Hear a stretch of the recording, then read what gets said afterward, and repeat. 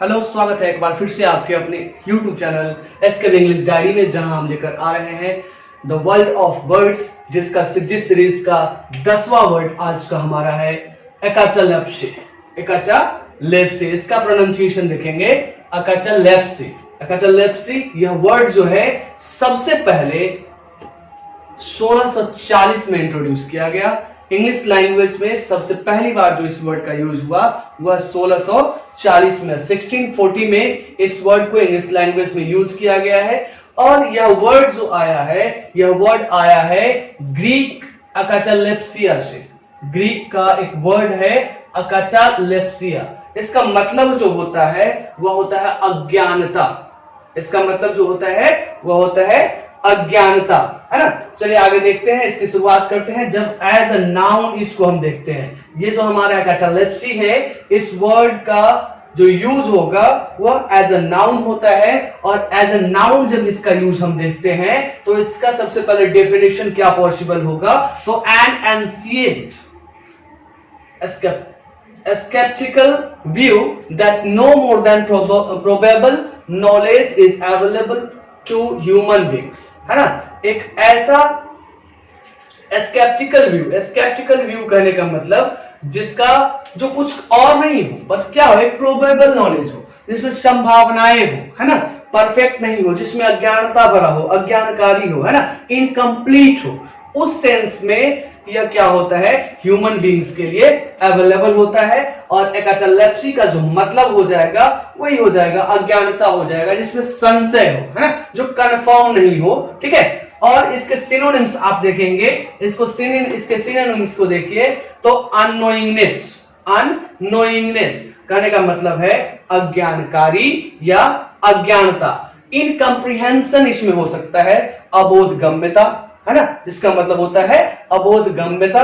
अकटनेस होता है, अकटनेस करने का मतलब भी वही है वेडनेस, रहस्यमयता। सेप्टिकलनेस और सेप्टिसिज्म, यह दोनों सभी जो वर्ड है इसमें संशयवाद की बात हो रही है, जो क्या हो, कंप्लीट नहीं हो, प्रोबेबल हो, है ना, प्रोबेबल हो। अब इसका यूज सेंटेंस में हम देखते हैं। अगर इसको सेंटेंस में यूज करें तो कैसे होगा, these are the arguments that leads to acatalepsy which concerns the possibility of effectively fulfilling Aristotle's conditions of accurate sense perception, है ना। यह आर्ग्यूमेंट जो है, जो लीड करता है, वो किसकी तरफ लीड कर रहा है, तो एकाचालेप्सी की तरफ यूज कर रहा है, अज्ञानता की तरफ यूज कर रहा है, जिसमें क्या होगा, संशय होगा, जो कंफर्म नहीं होगा, अज्ञानता की बात करेगा। तो इस तरीके से ये हमारा वर्ड हो गया एकाचालेप्सी। आइए अब चलते हैं दूसरे वर्ड की तरफ। आज का हमारा जो दूसरा वर्ड है, तो इस सीरीज का हमारा अगला जो वर्ड है वो है अकालस। इसका प्रोनाउंसिएशन देखेंगे अकालस जो वर्ड है, यह एज एन एडजेक्टिव यूज होता है। इसको इंग्लिश में एज एन एडजेक्टिव यूज किया जाता है। यह कोई एक एडजेक्टिव है, विशेषण है। और इसका मतलब जो होता है, अगर इसके मतलब की हम बात करें तो इसके मतलब की बात करें तो हैविंग नो स्टीम, कोई तना नहीं होगा, और very short steam above ground, है ना। अगर तना हो भी तो इतना छोटा होगा जो न के बराबर होगा। तो इसका हिंदी जो आएगा वो क्या आएगा, बिना तने का, है ना। Any plant which has no stem, that plant will be called what, acaulous, है ना। वैसा पौधा जो जिसमें कोई तना नहीं हो, कोई स्टीम नहीं हो, उसको हम लोग अकालस बोल सकते हैं। ठीक है। अगर इसके सिनोनिम्स की बात करी जाए तो सिनोनिम्स जो इसका होगा वो क्या होगा, स्टेमलेस, है ना। इसका सिनोनिम्स जो होगा वो होगा स्टेमलेस। और अगर एंटोनिम्स की बात करें तो बिल्कुल जाहिर सी बात है, अगर इसमें स्टेम नहीं है तो उसमें स्टेम होगा। कॉलसेंट हो जाएगा, इसका मतलब कॉलाइन हो जाएगा, स्टेम्ड हो जाएगा, है ना। वैसे पौधे जिसमें क्या हो, जिसमें तना हो, उसको ये इसका क्या हो जाएगा, एंटोनिम्स हो जाएगा। अगर यूज देखें, काफी सिंपल सा यूज इसका है, is this an acaulous plant, क्या यह बिना तने का पौधा है ना। Let's find an acaulous plant. चलो एक बिना तने वाला पौधा ढूंढा जाए। दोस्तों यदि आप नए इस चैनल से जुड़े हैं तो जल्दी से जल्दी इस वीडियो को शेयर कर दीजिए। आप यदि अभी तक इस चैनल को सब्सक्राइब नहीं किए हैं तो चैनल को सब्सक्राइब कर दीजिए, ताकि ऐसे ही खूबसूरत खूबसूरत वर्ड जो है आपके लिए हम लेकर आते रहें और उसका बहुत ही अच्छी तरीके से एक्सप्लेनेशन आपके सामने रखें, शब्द को समझने का प्रयास करते रहें। तो इस सीरीज का इस सेशन का हमारा अगला जो वर्ड है, आइए उसके बारे में देखते हैं। तो अगला वर्ड जो हमारा है वो है एक्सीड। अगला वर्ड जो हमारा है वो है एक्सीड। यह 15th सेंचुरी में सबसे पहली बार इंग्लिश में यूज किया गया था। एक्सीड जो है सबसे पहली बार कब यूज किया गया? तो 15th सेंचुरी में, 15वीं शताब्दी में यह वर्ड जो है सबसे पहली बार इंग्लिश लैंग्वेज में यूज किया गया। ठीक है, अब इसका सिनोनिम्स की बात करते हैं, मतलब सेम वर्ड जो होता है, रिलेटेड वर्ड्स जो होता है, उसमें सबसे पहला है एक्यूज जो वर्ड होता है।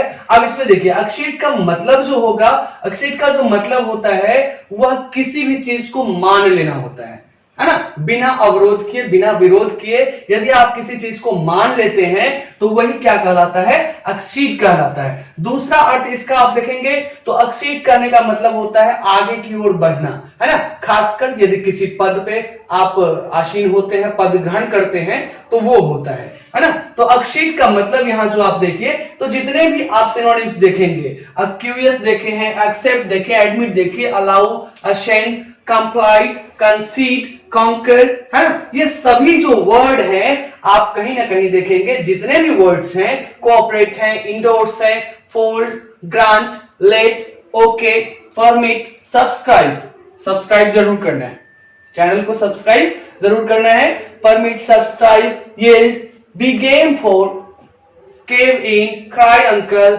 Enter into. अच्छा, क्राई अंकल कहने का मतलब क्या होता है? सरेंडर कर देना, है ना, सरेंडर कर देना होता है। ठीक है, enter into, give the go ahead, give the green light, go along with, play ball, roll over and play dead, throw in the towel. ये जितने भी शब्द हैं कहीं ना कहीं किसी चीज को मान लेने के ऊपर है, एग्री करने के ऊपर है ना। तो ये जितने भी शब्द होंगे सभी का मतलब कहीं ना कहीं एक ही निकलता है, जो कि क्या होता है? वो होता है किसी चीज को मान लेना, स्वीकार कर लेना। ठीक है, अब आगे देखिए, अब इसका एंटोनिम्स की बात करें तो बिल्कुल अपोजिट, किसी चीज को मान लेना और किसी चीज का क्या करना? विरोध करना, है ना, उसको नहीं मानना। तो एंटोनिम्स जो इसका होगा, एंटोनिम्स की बात करें तो डिक्लाइन, साफ साफ दिख रहा है, decline, deny, disagree, disallow, disapprove, dispute, dissent, forbid, hinder, hold, impede, keep, obstruct, oppose, prevent, protest, refuse, reject, repel, है ना, रिप्यूडिएट, रेसिस्ट, वीटो ये काफी प्रचलित वर्ड है, आपने अक्सर सुना होगा कि चाइना ने वीटो पावर यूज किया, अमेरिका ने वीटो पावर यूज किया, है ना। वीटो करने का मतलब वही होता है, अगर कोई भी चीज हो रहा है उसका विरोध कर देना, है ना, अपने वीटो पावर का विरोध करके उस चीज को होने से रोकना, है ना, अवरोध पैदा करना। कंडेम, डिनाउंस, ये सभी वर्ड जो हैं यह क्या है? तो यह जो है आपको अप्रूवल देता है और यह अप्रूवल देने से रोकता है, यह एग्री करता है और यह एग्री नहीं करता है, यह मानने से है या न मानने से है।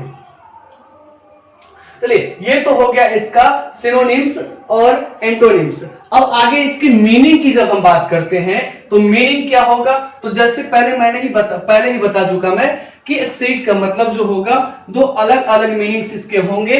पहला तो हो जाएगा मान लेना, किसी बात को स्वीकार कर लेना, और दूसरा मीनिंग जो होगा वह होगा किसी पद पर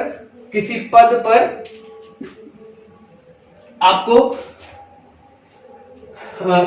पद पर आसीन होना, पद को धारण करना, है ना। तो सबसे पहला मीनिंग जो अगर इसको हम देखते हैं तो सबसे पहला मीनिंग जो होगा इसका, तो पहला मीनिंग इसका अगर देखें तो agree to a demand, agree to a demand, सबसे पहला जो इसका मीनिंग आएगा वह आएगा किसी डिमांड पे क्या हो जाना? राजी हो जाना, है ना। रिक्वेस्ट डिमांड हो सकता है, किसी तरह का रिक्वेस्ट हो सकता है, ट्रीटी हो सकता है है ना। तो ये सभी जो है इन सबको स्वीकार कर लेना, मान लेना होगा। तो इसका हिंदी क्या निकलेगा, क्या निकलेगा इसका हिंदी बताओ।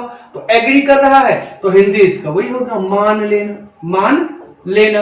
अब इस मान लेना के लिए अलग अलग वर्ड यूज किए जा सकते हैं। क्या क्या यूज किया जा सकता है, तो आपको यूज किया जा सकता है, अज्यूम यूज किया जा सकता है, ठीक है, अज्यूम यूज किया जा सकता है, एक्नॉलेज यूज किया जा सकता है, ठीक है, सपोज यूज किया जा सकता है, और एक्सीड तो यूज किया ही जा सकता है। ये सभी वर्ड आप इसकी जगह पे यूज कर सकते हैं, एक्सीड की जगह पे ये सारे शब्द आप यूज कर सकते हैं। क्या क्या यूज कर सकते हैं, एक बार फिर से देखिए, अज्यूम यूज कर सकते हैं, ठीक है, एक्नॉलेज यूज कर सकते हैं, उसके साथ क्या यूज कर सकते हैं, उसके साथ सपोज यूज कर सकते हैं, ठीक है। ये सारे वर्ड आप पहले एज अ पहले मीनिंग के तौर पर आप इसको यूज कर सकते हैं, ठीक है। अब देखिए दूसरी तरीके से इसको देखें तो कॉन्ग्रू, कॉन्ग्रू, कॉन्ग्रू का मतलब क्या होता है, सहमत होना, है ना। मैथमेटिक्स में आप देखते होंगे कॉन्ग्रुएंट, ठीक है, एक शब्द जो यूज होता है कॉन्ग्रू हो जाएगा। उसके बाद एक्सीड तो है ही, ठीक है। उसके बाद आप देख सकते हैं हेल्ड विक हो सकता है, हेल्ड विक, हेल्ड विक, ठीक है, हेल्ड विक, इसका मतलब भी सहमत होना ही होता है, ठीक है। इसके बाद टू होल्ड भी आप लिख सकते हैं, टू होल्ड लिख सकते हैं, टू होल्ड, टू होल्ड भी हम लिख सकते हैं, टू होल्ड भी लिख सकते हैं। तो टू होल्ड का मतलब भी क्या होता है, वही राजी होना होता है, सहमत होना होता है, ठीक है। अब देखिए, अब इसका दूसरा मीनिंग हमने बोला था, ये तो हो गया सहमत होने की बात। दूसरा मीनिंग हमने क्या बोला था कि दूसरा मीनिंग इसका जो होगा वह होगा किसी पद पर अपना पद को ग्रहण करना, है ना, पद ये अधिकार ग्रहण करना, ठीक है, किसी पद पर आसीन होना। तो क्या बोल सकते हैं, अज्यूम, क्या बोल सकते हैं, assume an office, an office और पोजीशन, अज्यूम एन ऑफिस और पोजीशन, इसका मतलब क्या हो जाएगा, पद अधिकार, पद अधिकार ग्रहण करना, है ना, किसी पद पे शामिल होना, किसी पद को पे आसीन होना, ये इसका मतलब हो जाएगा, ठीक है। अगर अब इसका एग्जाम्पल हम देखें, है ना, इसका एग्जाम्पल देखें तो बताइए कि example, the authority did not accede to the strikers demand, है ना, the authority did not accede to the strikers demand, है ना। अथॉरिटी जो है स्ट्राइकर्स के डिमांड पे क्या नहीं हुआ, राजी नहीं हुआ। जो भी हड़ताल करने वाले थे, हड़ताली थे, उसके डिमांड्स को नहीं मानता है अथॉरिटी, ठीक है। दूसरे तरीके से देखें, अब ये तो इसका स्वीकार करने पे हो गया। दूसरा इसका पद ग्रहण पे देखें तो आप बोल सकते हैं Elizabeth first acceded to the throne in 1558। Elizabeth first जो है कब ये थ्रोन पे, राजगद्दी पे बैठी थी, तो वो था 1558। चलिए आपके लिए एक जीके का क्वेश्चन भी हो गया। एलिजाबेथ प्रथम जो है, एलिजाबेथ फर्स्ट जो है वह कब राजगद्दी पे बैठी, तो वह बैठी 1558 में। और इसका एग्जांपल एकदम साफ साफ दिख रहा है कि Elizabeth first acceded to the throne in 1558। चलिए अब ये तो हो गया इसका एग्जांपल। एक दो रिलेटेड वर्ड हम लेते हैं, तो क्या हो सकता है, एक्सीड एज अ नाउन, इसको हम देखें, ये क्या था, ये एक्सीड जो है ये वर्ब है, ये क्या था, वर्ब था, ये वर्ब था। और इसका एज अ नाउन भी यूज किया जा सकता है। तो अगर एज अ नाउन हम इसका करें तो क्या बन जाएगा, एक्सीडर, क्या बन जाएगा, एक्सीडर बन जाएगा। एक्सीडर कहने का मतलब क्या, पद ग्रहण करने वाला, है ना, स्वीकार करने वाला। तो उसको हम क्या बोल सकते हैं, एक्सीडर। जैसे हमने अभी ये यूज किया कि Elizabeth first acceded to the throne, तो who was the acceder, the acceder was the Elizabeth first. Acceder यहाँ पे ये नाउन हो जाएगा, एलिजाबेथ फर्स्ट आपका नाउन हो जाएगा। दूसरा एक एग्जांपल हमने बोला स्वीकार करने से, है ना, वन हु एग्रीज, जो क्या करता है, मान लेता है ना। वन हु एग्रीज, तो एक्सीडर ये एज अ नाउन, इसका हम इस तरीके से यूज कर सकते हैं। तो ये था हमारा इस सीरीज का अगला वर्ड एक्सीड। चलिए अब देखते हैं कि इस सीरीज का दूसरा वर्ड हमारा क्या है। तो हमारा अगला वर्ड जो है वो है एक्सेलरेट। एक्सेलरेट, एक्सेलरेट जो है वो हमारा अगला वर्ड है।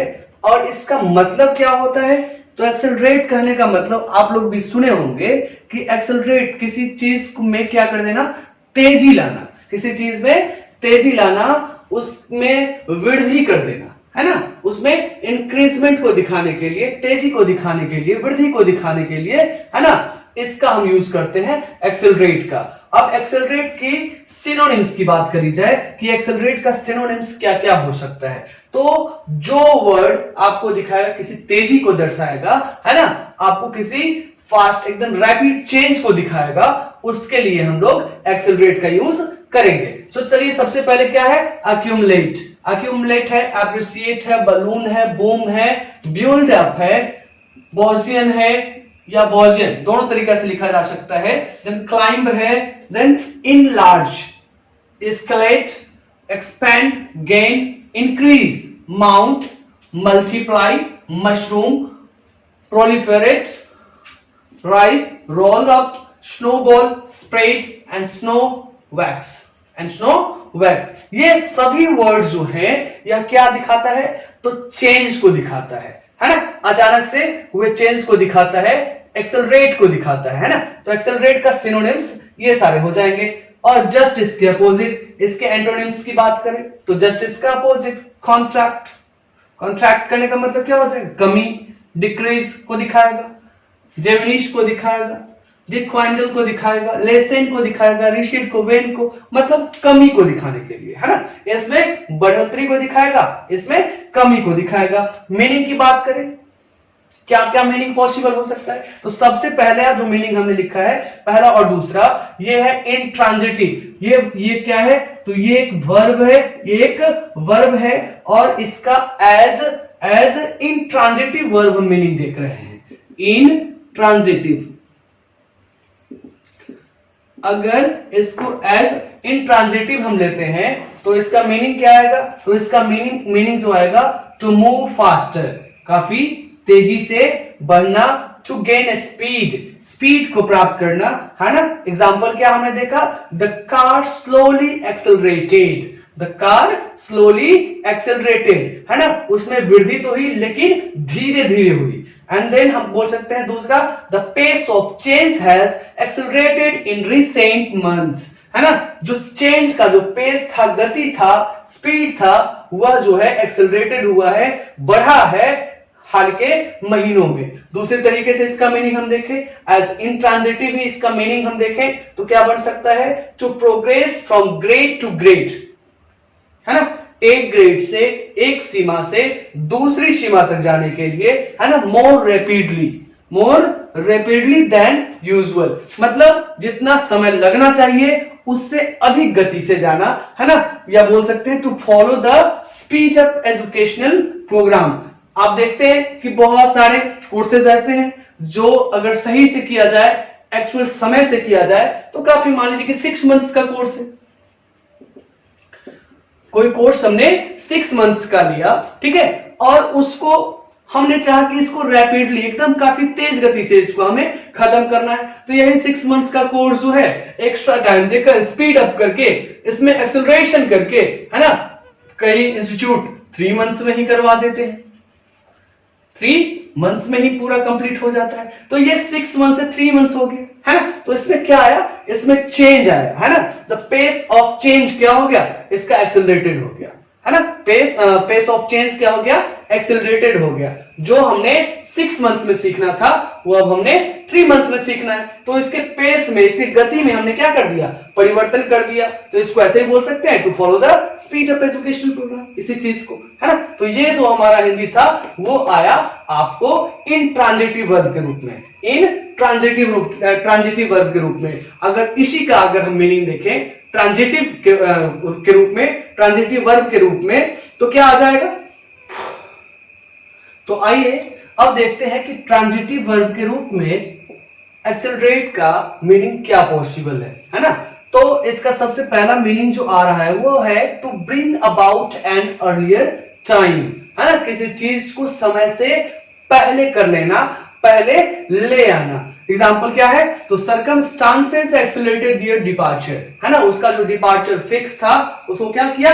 पहले ले आया, है ना? वह पहले ही हो गया। आगे दूसरा देखिए, to cause to move faster, है ना? किसी चीज को तेजी से बढ़ाने में क्या हो जाना? उसका कारण बनना, वो कारण होना। आई एक्सेलरेटेड माई स्टेप्स, मैंने अपने कदम को क्या किया? बढ़ा दिया। इसका ये यूज हो गया। आगे देखिए, to hasten the progress of development, to hasten the progress of development. अब इसका मतलब क्या हो गया? तो accelerate our efforts, accelerate our efforts. अब एफर्ट्स में क्या करना? तेजी लाना। जिस गति से आप काम कर रहे हैं उस गति को बढ़ा देना। अब आ जाइए, चलिए थोड़ा सा जल्दी से इसका कुछ मीनिंग देख लेते हैं। To make quick, to make quick जल्दी करना। टू बिकम स्विफ्ट शीघ्रता करना। To put on pace, to put on pace गति को बढ़ा देना, चाल बढ़ा देना। ये इसका कुछ मीनिंग जो पॉसिबल दूसरी भाषा में, दूसरे शब्दों में आप ऐसा भी लिख सकते हैं, एक्सेलरेट का मीनिंग निकाल सकते हैं। एक्सेलरेट का मतलब क्या हो सकता है? जल्दी करना भी हो सकता है, शीघ्रता करना भी हो सकता है, टू पुट ऑन पेस चाल बढ़ाना भी हो सकता है। तो ये आपका क्या हो गया? एक्सेलरेट का। कुछ रिलेटेड वर्ड्स भी हैं, आइए देखते हैं। सबसे पहले जो हमारा है वो है एक्सेलरेटरी। एक्सेलरेटरी का मतलब क्या होगा? तो इंक्रीज स्पीड, इंक्रीजिंग स्पीड, गति बढ़ाने वाला। और है क्या यह एक्सेलरेटरी? क्या होगा? तो यह एडजेक्टिव होगा, एज एन एडजेक्टिव इसका यूज होगा। आगे देखिए, एक्सेलरेशन, एक्सेलरेशन करने का मतलब क्या है? वही चीज है, एन इंक्रीज ऑफ स्पीड, गति में बढ़ोतरी। तो तेजी या गति वृद्धि हम बोल सकते हैं। ये क्या है? नाउन है। आगे देखिए, एक्सेलरेटिव, एक्सेलरेटिव यह क्या है? तो इसका अर्थ क्या होगा? तो क्विकनिंग मोशन, गति में वृद्धि, गति बढ़ाने वाला व्यक्ति या तो फिर कोई यंत्र हो सकता है, कोई संयंत्र हो सकता है। अब इसका मतलब क्या हो जाएगा? तो यह भी एडजेक्टिव है, एज एन एडजेक्टिव सेंटेंस में यूज होगा। आगे जो है एक्सेलरेटर, वन हु और दैट इंक्रीजेस स्पीड, है ना? वन हु और दैट इंक्रीजेस स्पीड। और यह क्या है? इसका हिंदी भी वही निकलेगा, गति बढ़ाने वाला व्यक्ति या फिर यंत्र। और ये किस तरीके से यूज होगा? तो ये एज अ नाउन यूज होगा, ये एज अ नाउन आपका यूज होगा। तो इस सेशन में हमारा आज के लिए बस इतना ही रहेगा। इस सेशन में हमने जो कवर किया उस वर्ड को आप बारी बारी से फिर से दोबारा देखें। जब जहां चीजें समझ में नहीं आती हैं उसे आप कमेंट बॉक्स में जरूर बताने का प्रयास करें, ताकि उसको और बेहतरी के लिए जो चीजें समझ में नहीं आती हैं उसको और बेटर करके मैं आपको दूं, आपको समझाऊं। और साथ ही साथ जो व्यक्ति इस चैनल पर पहली बार आए हैं, नए हैं, वो चैनल को सब्सक्राइब करें, अपने दोस्तों के साथ शेयर करें, लाइक करें। बहुत बहुत धन्यवाद। इस सेशन के लिए बस इतना ही। मिलते हैं फिर अगले सेशन में। बहुत बहुत धन्यवाद।